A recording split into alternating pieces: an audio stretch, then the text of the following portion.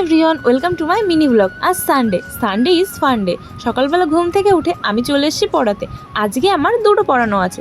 ফার্স্টেই পুচুকে পড়াবো, তারপর গোপালকে। পুচু এখনও ব্রাশ করছে, তাই গোপালের সঙ্গে একটু খেলা করে তারপর পুচুকে পড়ানো শেষ করে চা খেয়ে আমি চলে এসেছি গোপালকে পড়াতে। গোপালকেও আমার পড়ানো কমপ্লিট হয়ে গেছে, আর এখন চলে যাচ্ছি বাড়িতে আসার পথে দেখলাম এই কাকুটা রসুন বিক্রি করছে, তাই কাকুটার কাছ থেকে আমিও কিছু রসুন কিনে নিলাম।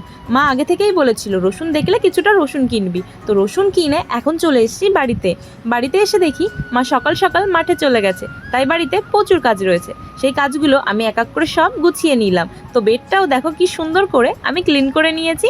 তোমরা কে কে বাড়িতে কাজ করো অবশ্যই আমাকে কমেন্ট করে জানিও। তো দেখো শোকেসটাকেও আমি সুন্দর করে পরিষ্কার করে নিলাম, আর এখন ঘরটা আমি ঝাড় দিয়ে দেবো।